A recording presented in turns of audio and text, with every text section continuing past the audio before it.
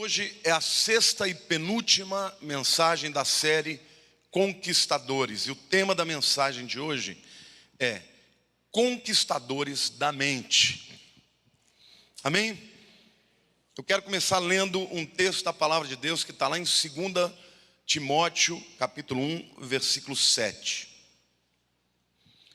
E a Bíblia diz assim: porque Deus não nos tem dado espírito de covardia, mas de poder, de amor e de moderação. Queridos, eu quero que você entenda que na mente de uma pessoa há tanto o poder para construir quanto para destruir. Muitos de nós conhecemos pessoas cheias de potencial, de dons, de talentos, de habilidades, de oportunidades e que acabam perdendo a sua vida por problemas na alma, por problemas na mente, por desequilíbrio. Os seus pensamentos, meu querido, controlam as suas palavras. As suas palavras controlam as suas ações. As suas ações controlam a sua conduta. E a sua conduta controla o seu destino. A mente é muito importante, devemos tratar da mente com muito cuidado, com muita seriedade, com muito carinho, porque ela é a sede das decisões. Isaías 26, versículo 3 diz assim: Tu, Senhor, conservarás em perfeita paz aquele cujo propósito é firme, porque ele confia em ti. De novo, Tu, Senhor, conservarás em perfeita paz aquele cujo propósito é firme, porque ele confia em ti. Este texto de 2 Timóteo 1,7, ele incita em 4 pregações, não é isso? A gente poderia falar sobre o espírito de temor, o espírito de poder, o espírito de ousadia e o espírito de moderação. Hoje eu vou falar somente sobre espírito de moderação. A palavra aqui no grego é sofronismos. E sofronismos significa mente equilibrada. Significa mente sã. Literalmente a Bíblia está dizendo que o que Deus tem para nós é uma mente sã, uma mente equilibrada, uma mente sarada, uma mente moderada. Em outras palavras, nós poderíamos traduzir isso também como uma mente que compreende o senso comum. Sim ou não? Até aqui vocês estão acompanhando? Quando estão entendendo, digam amém. Agora, o problema de se perder o senso comum é que onde não há o senso comum, o caos se instala. E hoje, quando eu estava lendo esta palavra e buscando a Deus uma direção, eu pensei muito nos ciclos onde o caos tem sido instalado. No ciclo do indivíduo, no ciclo da família, no ciclo da igreja, no ciclo das nações, no ciclo de toda a humanidade, do mundo inteiro. Então hoje eu quero fazer algumas reflexões sobre isso, sobre a importância de nós termos uma mente sã, de termos o senso comum, para termos uma vida de vitória, de conquista, de progresso, de realização, de paz, de alegria, de propósito. Amém? A primeira reflexão que eu quero dizer é que o caos se estabelece quando pessoas perdem o senso comum. E quando eu falar senso comum aqui, você interprete sofronismos, interprete como moderação, espírito de moderação. Muita gente tem perdido o senso comum. Vocês entendem o que é senso comum? Quantos aqui sabem o que é o senso comum? Senso comum é aquele entendimento mais natural. Por exemplo, o senso comum diz que um homem se casa com uma mulher. Não é isso? Esse é o senso comum. O senso comum diz que nem tudo que eu penso, eu falo. Sim. Você conhece alguém que pensa alto, que fala o que quer sem se preocupar com as consequências? O senso comum diz que uma pessoa normal, equilibrada, ela não fala tudo que ela pensa. Ela filtra. Não é? Porque isso faz parte, você não precisa ensinar para uma pessoa isso. A grande maioria das pessoas entende isso. Quando uma pessoa perde o senso comum, ela gasta mais do que ela tem. Quando alguém perde o senso comum, perde o controle das emoções. Quando perde o senso comum, diz ou faz coisas das quais se arrepende, mas não consegue mudar esse comportamento. Quem perde o senso comum passa a acreditar em absurdos. Se nós estamos falando de uma mente sã, de uma mente equilibrada, saiba que todas as patologias da mente criam de alguma maneira uma realidade diferente da verdade. O que é uma paranoia? Paranoia é mente no grego, né? Paranoia é um indivíduo que cria uma mentalidade paralela, ele vive um outro mundo. O esquizofrênico tem mania de perseguição, também cria uma outra realidade. O bipolar é aquele que vive entre dois mundos, entre a ousadia exacerbada e a depressão profunda.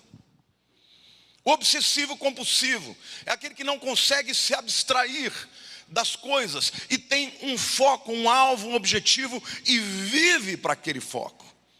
Não consegue abstrair as coisas. Então você percebe claramente que todas as patologias da mente nada mais são do que uma mente caótica, que não tem o senso comum. Então, querido, buscar uma mente sã é o primeiro passo de uma vida de conquista, de realização, de testemunho, de felicidade. Amém? Mas o caos, em segundo lugar, também se estabelece quando famílias perdem o senso comum. Hoje nós vivemos num tempo em que os pais deixaram de ser exemplo para os filhos. Onde os filhos, que deveriam naturalmente honrar e respeitar, afrontam e muitas vezes agridem fisicamente os pais. As famílias estão fora do senso comum. Maridos abandonam esposas por causa de mulheres que têm idade para ser suas filhas. E esposas abandonam maridos por causa de meninos que podem ser seus netos.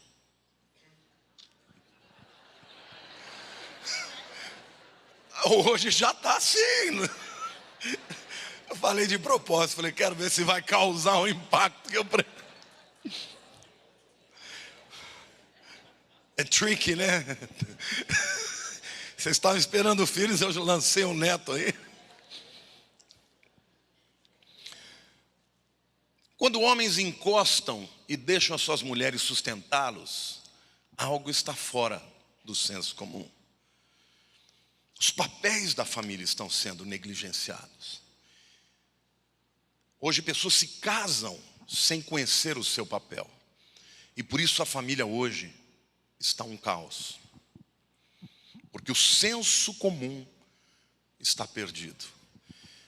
Pessoas com a mente insana casam e formam famílias sem uma mente sarada. Amém? O terceiro nível que eu quero dizer para vocês do caos acontece na igreja. O caos se estabelece quando igrejas perdem o senso comum. A igreja perde o senso comum, a sanidade espiritual, quando a igreja relativiza a palavra de Deus. Quando pastores sobem no púlpito para criticar. Outro dia uma ovelha minha disse que estava nos Estados Unidos ouvindo um pregador, e o pregador falou assim: eu não creio em cura, não creio em cura hoje. E ele disse assim: se uma pessoa usa óculos, ela não pode orar por cura, devia orar primeiro pela sua miopia. Isso é o que se ouve nos púlpitos hoje. Isso que as igrejas estão recebendo dos seus pastores. Alguma coisa está fora do senso comum, porque a Bíblia inteira fala de cura. de enfermos. Aliás, a Bíblia diz: imporão as mãos sobre os enfermos. Não é o pastor Lamartine ou quem quer que seja, é Jesus que falou. É impossível você quebrar um paradigma como esse sem afrontar a palavra de Deus, e principalmente o próprio Cristo. Então a igreja hoje, ela está perdendo o senso comum. A igreja perde o senso comum quando se corrompe com o sistema desse mundo,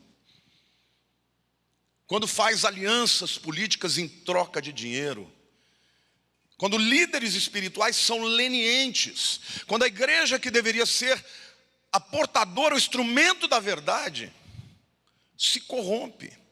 Eu entendo muito bem o que é você ter que estar dentro de um sistema político, porque eu já fui deputado. Mas mesmo quando você está dentro de um sistema corrupto, você tem que ser luz do mundo. Porque você trabalha num lugar que provavelmente tem corrupção, tem tudo isso, mas você é luz do mundo.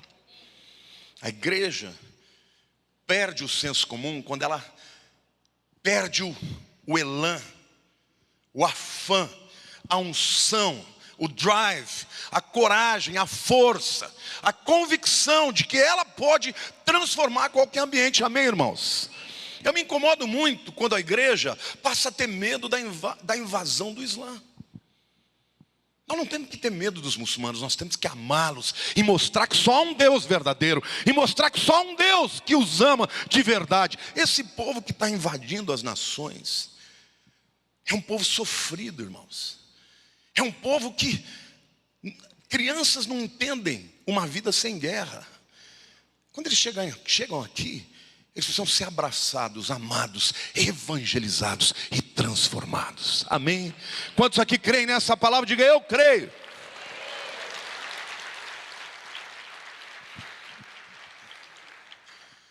Mas o caos também está se estabelecendo no mundo inteiro. E as nações estão perdendo o senso comum. Eu vou dar alguns exemplos aqui. Quando nações elegem reiteradamente políticos corruptos e permitem que eles saboreiem o doce prazer da impunidade, alguma coisa está errada. Quando nações aprovam leis contrárias à verdade e agridem de maneira contumaz aos cristãos, alguma coisa está errada. Por exemplo, no Brasil, um pai não pode mais disciplinar os seus filhos fisicamente, porque tem uma lei da palmada. No Brasil, você pode xingar qualquer pessoa, você pode chamar o presidente da república de ladrão, mas você não pode dizer que você é contra um casamento entre duas pessoas do mesmo sexo. A Bíblia chama isso de chamar o certo de errado e o errado de certo. As nações estão entrando no caos por causa desta quebra de paradigmas, quebra do senso comum. Uma nação perde o senso comum quando instituições que deveriam ser respeitadas são criticadas, vilipendiadas, ridicularizadas. Quando eu estou falando de instituições, eu estou falando do Judiciário, do Congresso Nacional, dos governos, os homens que são investidos de autoridade e que deveriam lutar pelo desfavorecido, sim ou não?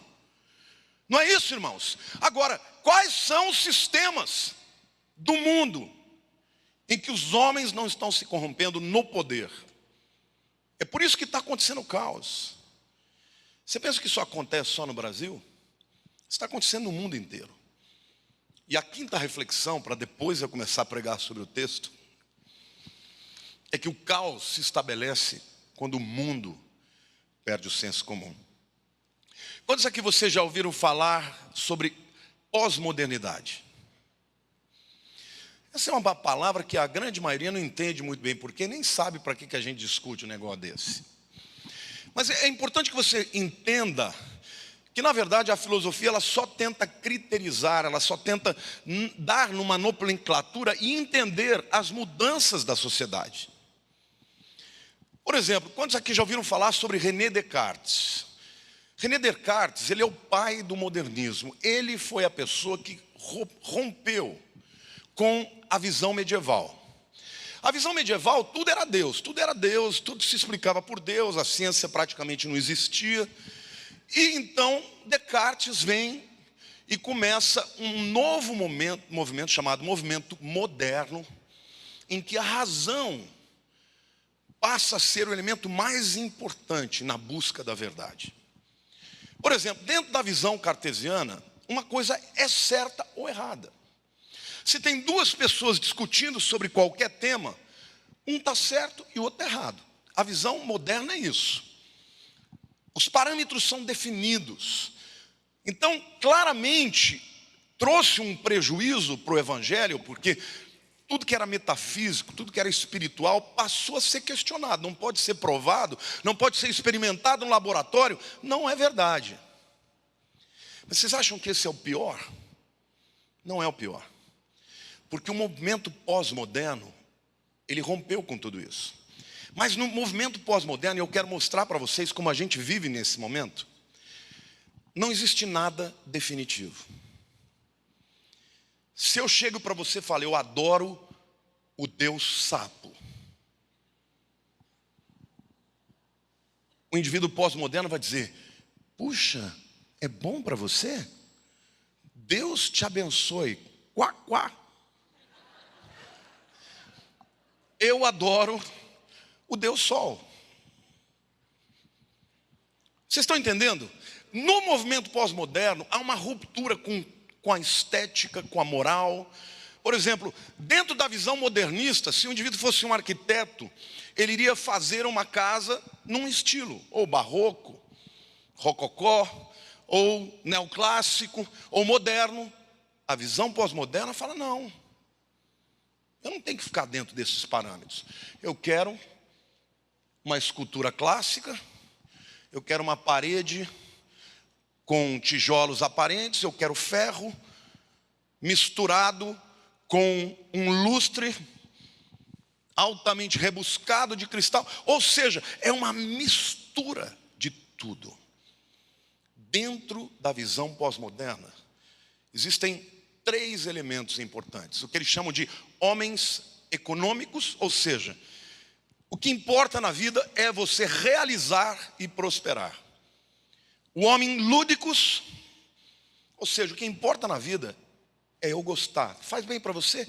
Então, que assim seja. Agora eu pergunto para você, a Bíblia é assim?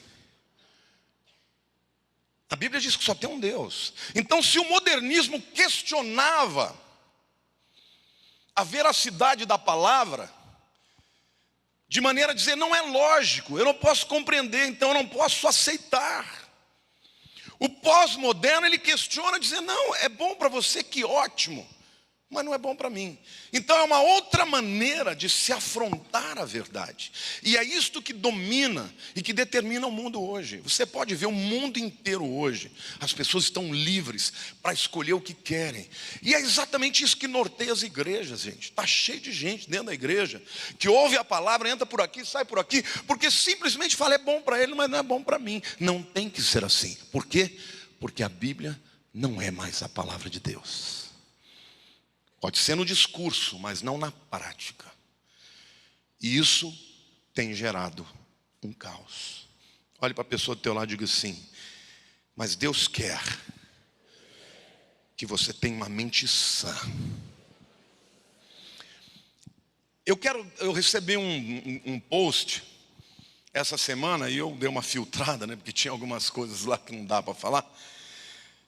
Mas ele faz um quadro assim, mais ou menos, do que acontece na visão da mídia mundial. Por exemplo, se você pega 2 pessoas, um não islâmico, atacando um islâmico, como é que a mídia fala que acontece? Islamofobia. Sim ou não? Se o islâmico ataca o não islâmico, o que eles falam? Reação à islamofobia. Se o islâmico ataca outro islâmico, aí eles passam a Gisele Bündchen. Não discute o assunto. Ou seja, não existe razoabilidade. Aí, por exemplo, um ateu ataca um cristão. Aí se discute a necessidade do desarmamento. Que isso é um tema, uma temática que se briga muito, principalmente nos Estados Unidos. Se um islâmico ataca um chargista, eles dizem, tem que ter censura. Se um islâmico ataca um cristão, temos que lembrar das cruzadas. Se um israelense mata um terrorista, fora Israel. Se um terrorista bota um revólver num israelense e mata o israelense, fora Israel. Se um terrorista mata uma criancinha judia decapitando, fora Israel. Eu achei engraçadíssimo, essas coisas não dá nem para rir, né? É para chorar. Mas é a verdade. Não existe senso comum. Não existe razoabilidade, o mundo está louco, irmãos. Deixa eu dizer uma coisa para vocês. Nesse momento que eu estou falando com vocês, o Irã está fazendo bomba atômica. Nesse momento. Agora, como é que podem deixar uma nação desenvolver urânio, dizendo que não vão fazer bomba atômica, quando eles publicamente já disseram que eles vão destruir Israel e os Estados Unidos? Eles já falaram isso. Agora, é caos quando o presidente americano, sabendo de tudo isso, faz um acordo nuclear com eles. Irmãos, a Bíblia diz que isso ia acontecer no final dos tempos. Mas a gente percebe como a mídia é tendenciosa. Vocês já perceberam isso? Como existe tendência, falta de razoabilidade? A mente das pessoas está embotada. Olhe para a pessoa do teu lado e diga assim: você, mais do que nunca, é necessário nesse tempo de trevas. Diga, agora a luz tem que brilhar. Amém? E nós temos que orar pelo Brasil, porque o PT, meu querido, só fica do lado errado. Lula levantou a mão do Ahmadinejad, um carniceiro, um assassino. Dilma dizendo que precisamos conversar com o ISIS. O senso comum não está morrendo, ele já está morto. Só que Deus tem uma igreja. A Bíblia diz que o anticristo não pode se levantar enquanto aquele que o detém não seja retirado. Nós ainda estamos aqui. Não vão determinar o que nós vivemos. Amém? A igreja ainda pode ser resistência, resistência espiritual, resistência intelectual, resistência política. A igreja tem que fazer diferença, irmãos. Onde o evangelho chega, o verdadeiro evangelho, há uma transformação na sociedade. Esta visão do evangelho só para mim, eu só quero a minha bênção, eu só quero conquistar a minha questão individual, financeira. Esta visão, ela é totalmente pós-moderna. Totalmente.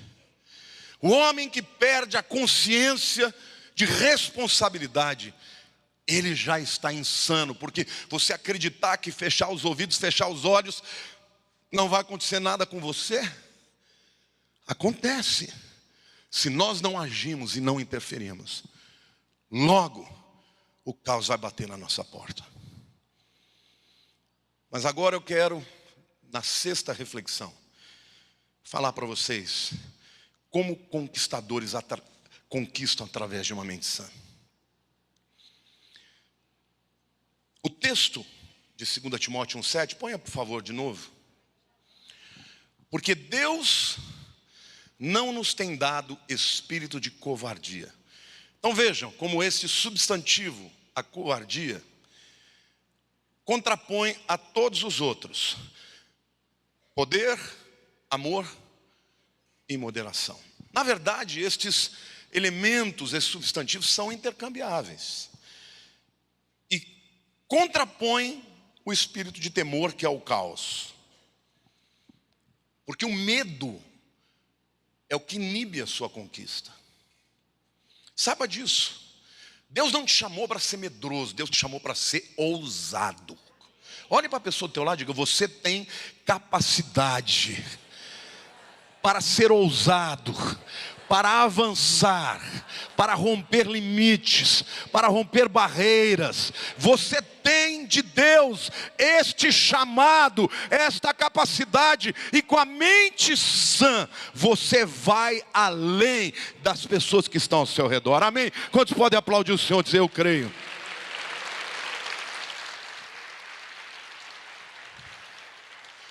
Se os navegadores tivessem medo, nós não estaríamos aqui. Se os abolicionistas tivessem medo,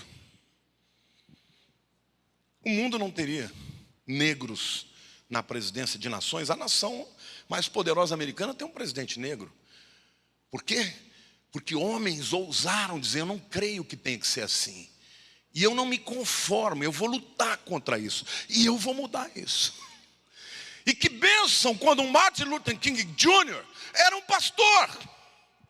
Que bênção quando homens de Deus descobrem que eles têm um papel social para transformar a sociedade. Querido, hoje nós temos que sair dessa visão: é para mim, é para mim, é para mim. Deus te chamou para você ser levantado com uma mensagem de transformação, influenciar, fazer trabalho de formiguinha, até que a nação seja invadida pela visão do Evangelho que é transformador. Amém? Aplauda o Senhor, diga: eu creio.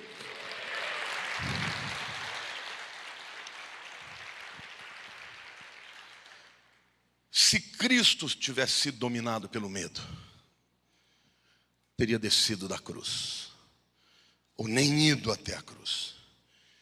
Mas graças a Deus ele não desistiu. E por isso nós temos a certeza do perdão. Amém? Uma mente sã precisa do poder de Deus.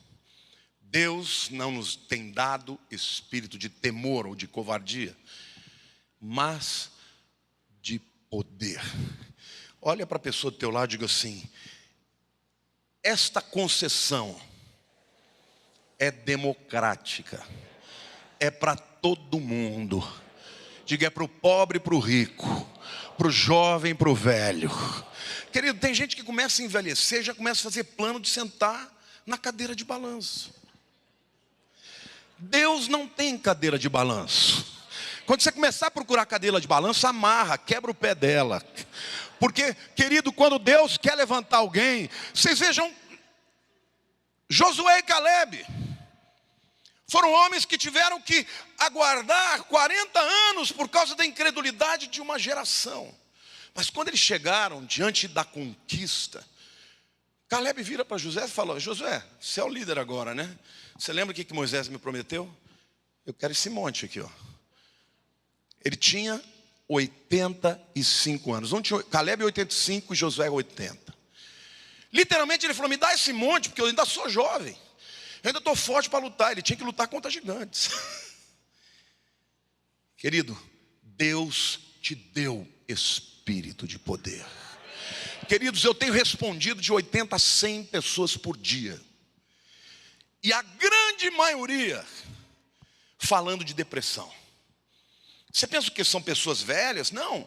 Estou falando de jovens de 15, 16 anos querendo acabar a vida, porque a mente está debaixo do caos. Mas o Evangelho é a boa notícia de Deus, é o poder de Deus para a salvação, primeiro do judeu e depois do grego. Amém? Deus quer que você seja poderoso na mente. Passar por agruras, tristezas e até depressões químicas qualquer um pode passar, mas você pode escolher não ficar nesse estado. Cutuca a pessoa do teu lado e diga assim: você pode sair da depressão quando você decide que o poder de Deus vai operar na sua vida. Amém? Quando o abalo vem sobre a nossa vida, somente quem tem o poder de Deus na mente pode enfrentar a luta, a dor, as perdas, as dificuldades. Somente quem tem o poder de Deus. E estas coisas vêm Não vem porque você está em pecado, não vem porque simplesmente você errou de estratégia, vem porque é natural da vida.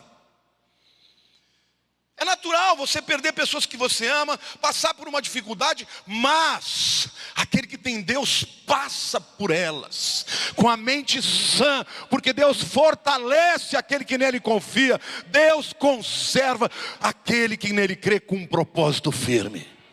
Amém?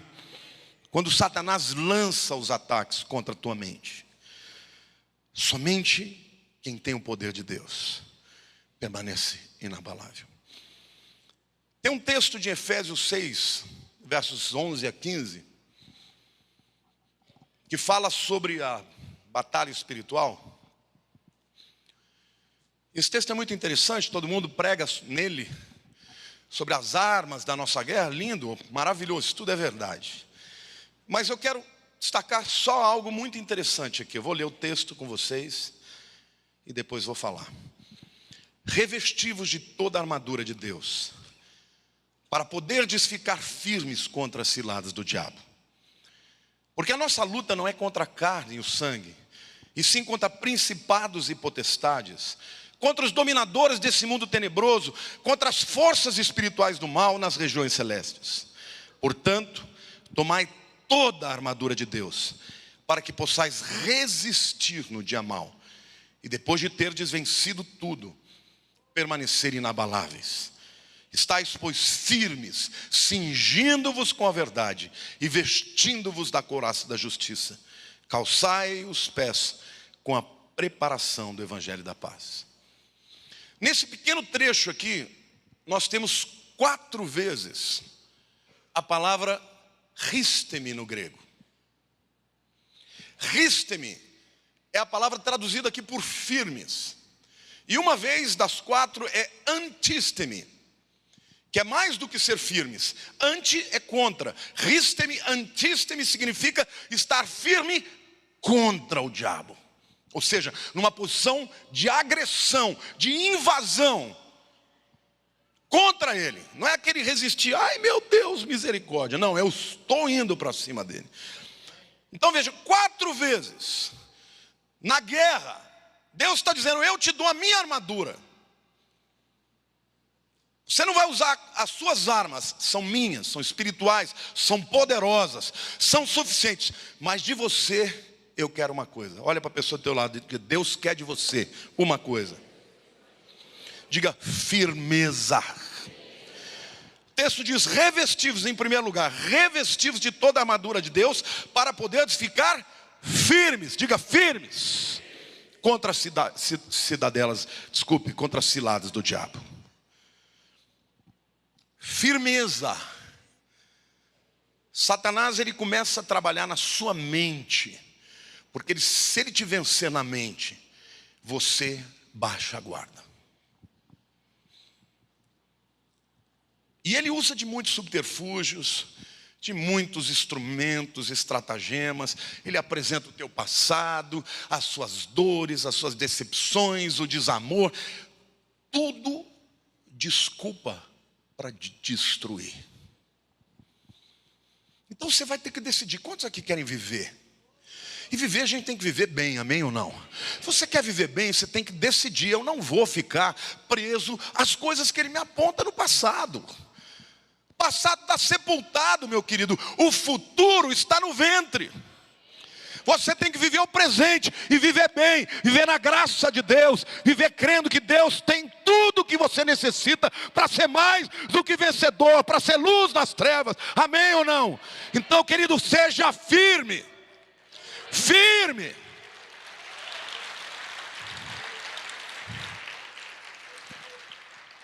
Depois ele repete de novo, e querido, se ele fala 4 vezes a mesma coisa, acho que ele está pintando de vermelho, né?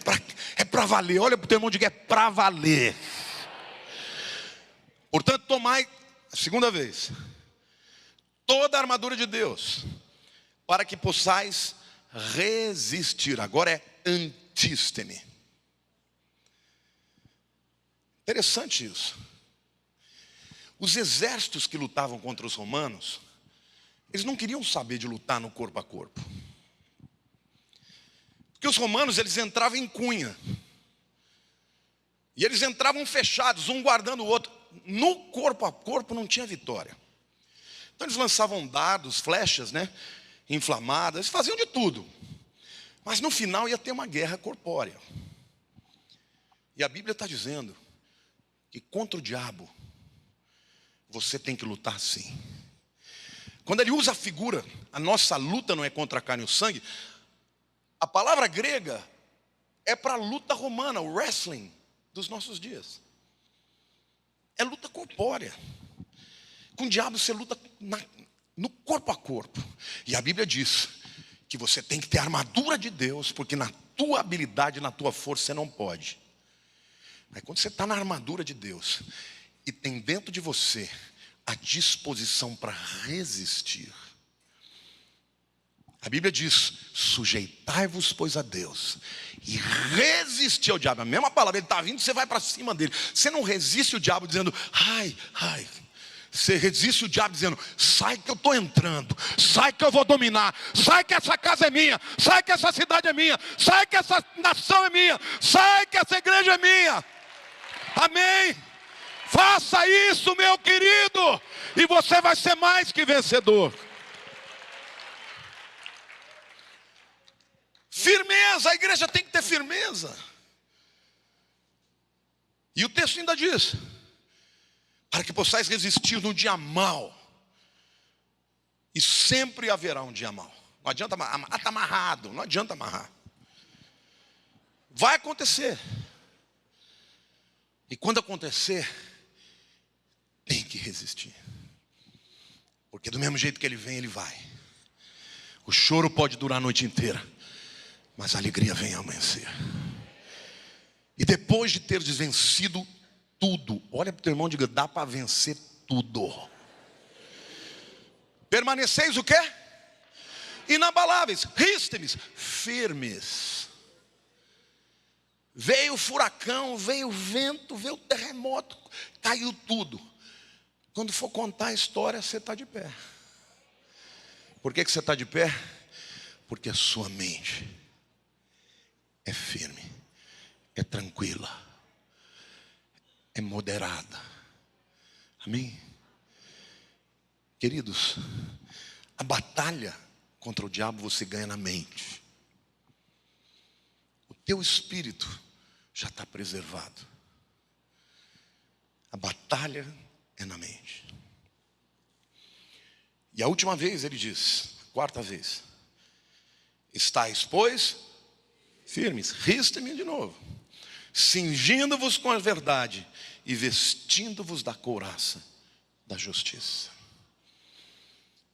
Sabe, meu querido,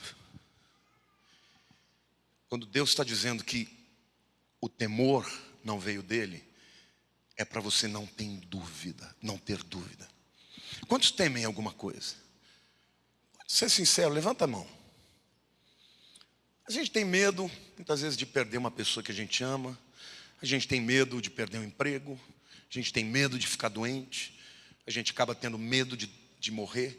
Isso faz parte da finitude do homem. Você não é maluco. Você olhar e tiver um tigre solto, você tem que ter medo. Se você não tiver medo e correr muito, ele vai te comer.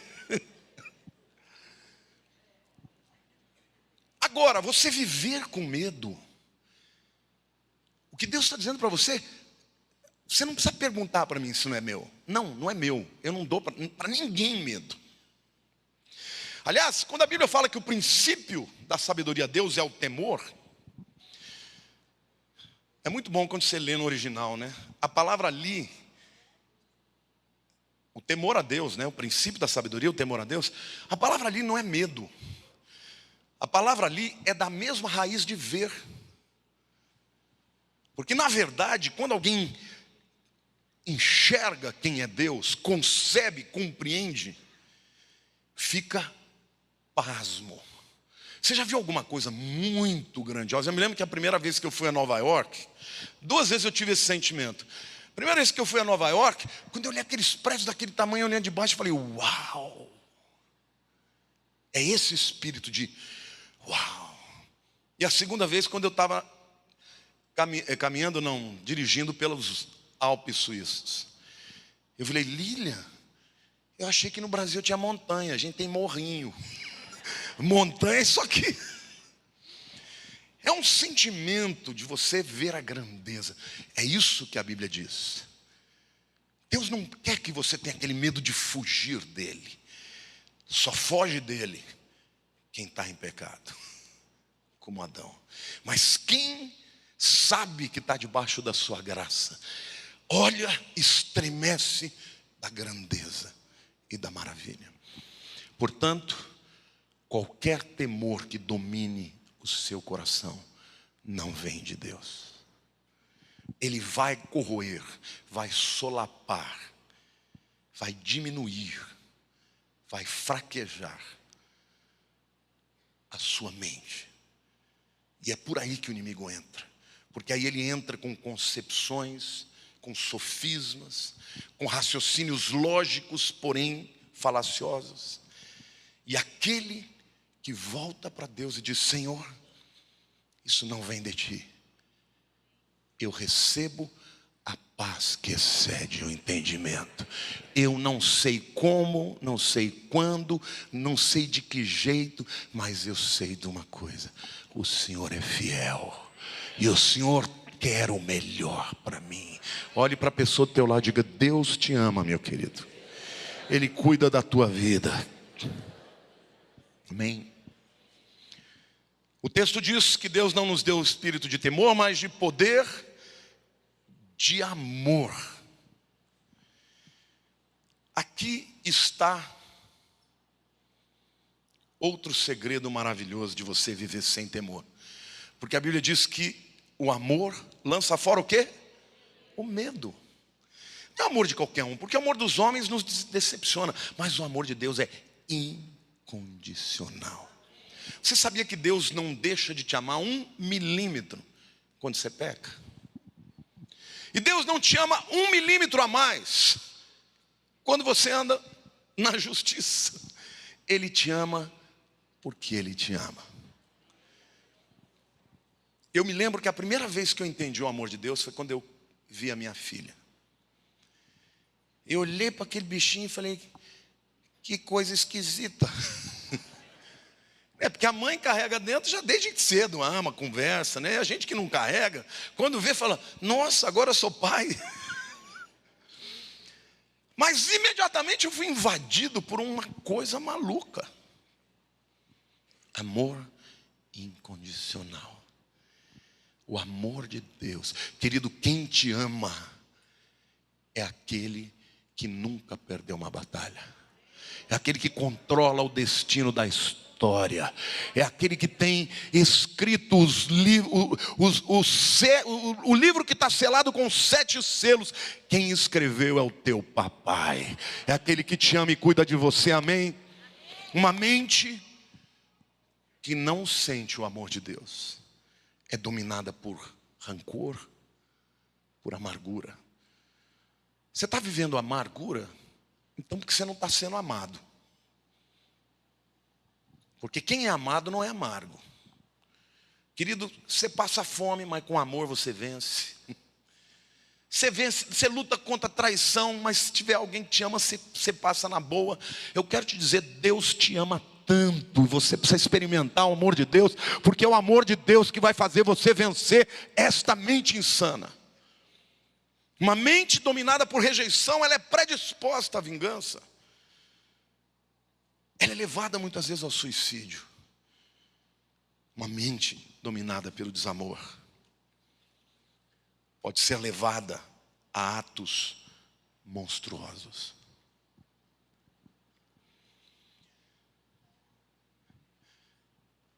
Conheço muita pessoa que fala que é crente, mas é perversa. Que tem prazer quando o outro sofre. Que tem prazer que Deus vai estabelecer juízo muitas vezes sobre a terra. Deus não quer isso para a tua vida. Quando certa vez Jesus passou por Samaria e ele foi rejeitado, João falou, Senhor, estamos aqui. Se o Senhor quiser, a gente manda descer fogo do céu. Por isso que eles foram chamados de filhos do trovão, né? Eles queriam julgar todo mundo ali. E Jesus falou: escuta, vocês não sabem a que espírito vocês servem? Porque o Filho do Homem não veio para julgar, mas para salvar. Uma mente cheia de amor tem misericórdia pelo pecador, tem misericórdia pelo que errou, tem misericórdia pelo que sofre, tem misericórdia por aquele que não conhece a verdade. E este é o evangelho que nós temos que pregar. O evangelho que nós temos que pregar não é a favor do pecado de maneira nenhuma, porque pecado é pecado e gera morte. Mas ele sempre dirá: Deus te ama e pode transformar a sua vida. Quantos aqui creem que Deus pode fazer isso na nossa vida? Essa é a igreja que Deus quer levantar nos últimos dias. Uma igreja que ama e que tem uma mente equilibrada e que pode ser instrumento poderoso de transformação na sociedade. Amém? Quantos aqui querem receber de Deus uma mente assim? Vamos ficar de pé, queridos.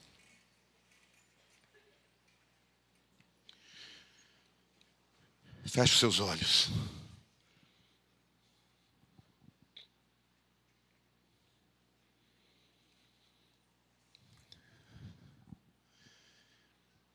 Conquistadores precisam, antes de mais nada,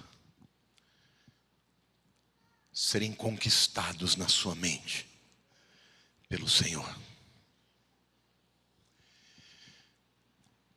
E hoje você vai apresentar a Deus. Eu gosto muito de fazer apelo em toda palavra que eu prego, porque a palavra, ela sempre nos coloca na posição de ter que decidir. E hoje o que Deus quer dizer para você, querido, que não importa a circunstância em que você esteja vivendo, Ele continua Senhor. Você não precisa temer.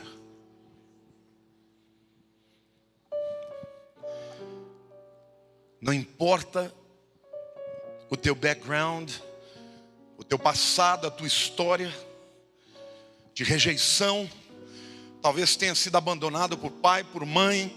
Talvez tenha sido criado pelos pais, mas por pais caóticos, desarmoniosos, violentos. E isso tenha provocado em você feridas profundas. E o diabo quer te dizer que você tem que viver assim, fraco, medroso, cheio de defeitos. E o Senhor está dizendo para você: eu te amo e amei a ponto de mandar o meu único filho para que você possa ser transformado. Então, meu querido, hoje a decisão é tua. Você pode continuar fraquejando para a esquerda ou para a direita, ou você pode dizer: Deus, sozinho eu não posso, mas com a tua armadura eu enfrento qualquer inimigo, até o diabo. Levante a mão para o céu, você vai apresentar para Deus. Diga: Senhor meu Deus, eis-me aqui, apresento a minha vida, meus pecados do passado, meus temores do futuro. Mas hoje eu entendi que a armadura que o Senhor dispõe é a tua armadura. Então o que me envolve, o que me prepara para viver neste mundo de maneira vitoriosa, não é o meu histórico, não são as minhas habilidades e capacidades, mas é o teu poder. E se o Senhor disse que é para mim, eu tomo posse. Eu vou andar neste mundo com firmeza, com confiança, com fé, porque tu és fiel. Os homens são infiéis, mas tu és fiel. Eu sou infiel muitas vezes, mas tu és fiel.